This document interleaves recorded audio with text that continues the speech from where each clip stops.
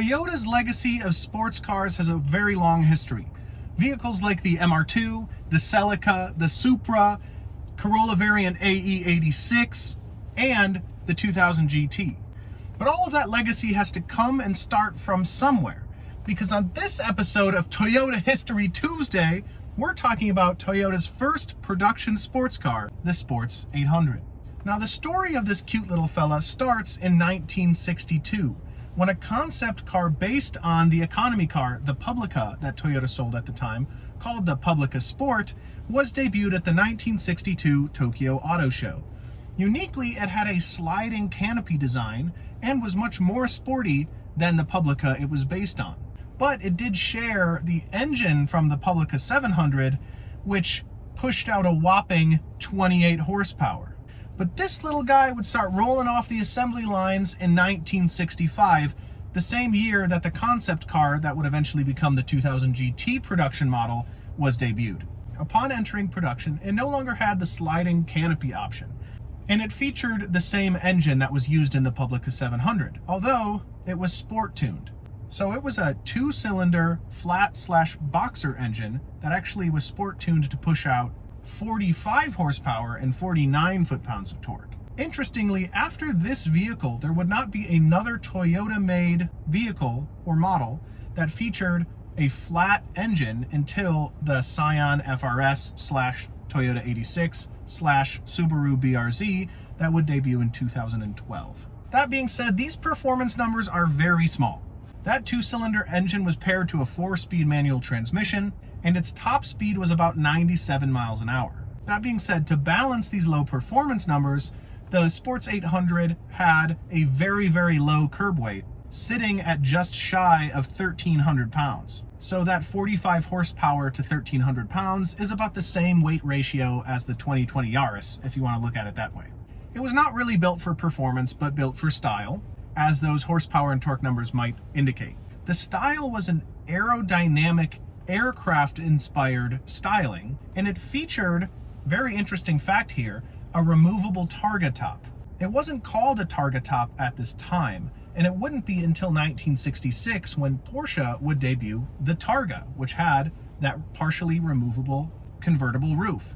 So Toyota actually had a model featuring a Targa top before it was called a Targa top, before the Porsche Targa that would give this feature its name even debuted, and Porsche would eventually trademark it, so they had claim to that title.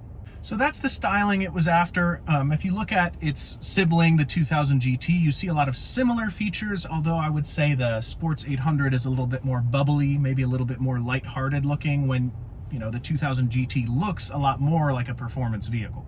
But one thing to keep in mind that roughly 1,300 pound curb weight might suggest is this car was super small. It had a wheelbase of 78.7 inches, a length of 140.9 inches, a width of about 57.7 inches, and it was only 46.3 inches off the ground.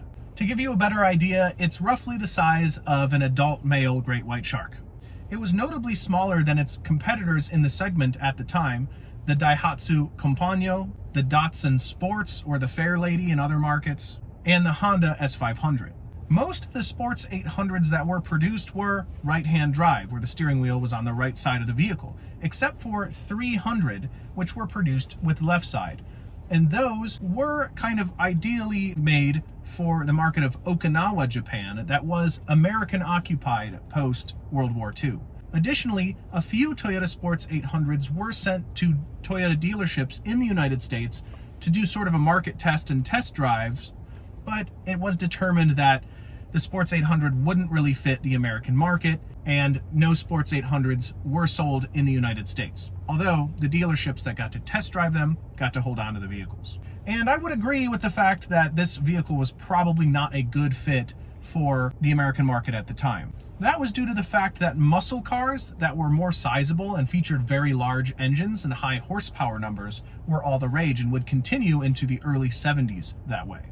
Whereas the Sports 800 was made with style, not performance in mind, and was designed to be very, very small to Japanese standard and to accommodate thin Japanese streets.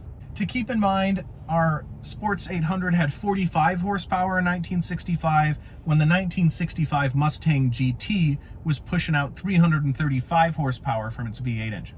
That's just to say, these vehicles were very different. It wasn't made with the American market in mind and had different purposes altogether. So 3,131 of these vehicles were produced over its lifespan from 1965 to 1969.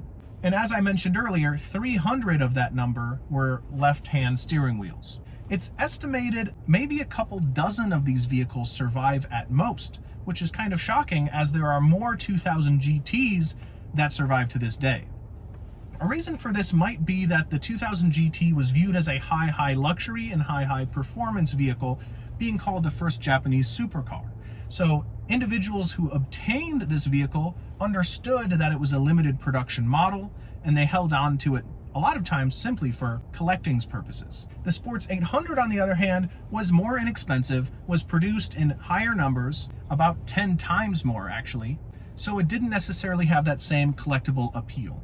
Of course, the 2000 GT was released for production in 1967, although these vehicles clearly had very different markets. But the Celica would come in 1970, which would kind of eliminate the need for a vehicle such as this, and it was discontinued. This was the sports car that started it all, and you can see style characteristics and inspiration from this vehicle in the Mark IV Supra target top. You can see it in the 2000 GT, and if you look really closely, you can see its DNA spread throughout a lot of Toyota vehicles. Although mainly unknown outside of Japan, maybe besides a quick little interesting footnote in other articles featuring things like the 2000 GT or target top vehicles, it is affectionately called the Yodahachi in Japan, which stands for, of course, Toyota 8. After its discontinuation, there were 3 concept cars that were heavily influenced by the Toyota Sports 800, including the 1979 Sports 800 gas turbine hybrid concept car, and the 2 concept cars from 2010 called the Sports EV and the Sports EV Twin. One other interesting footnote is it appeared in the anime television show and manga of You're Under Arrest as Miyuki Kobayakawa's civilian vehicle. So that catches us up on the history of Toyota's first sports car, the Sports 800. I hope you've appreciated and enjoyed this journey to the beginning of Toyota Sports legacy. I want to thank you so much for watching. My name is Mitchell. I'm here at Fred Haas Toyota Country, and I'll see you in the next video. Thanks a lot.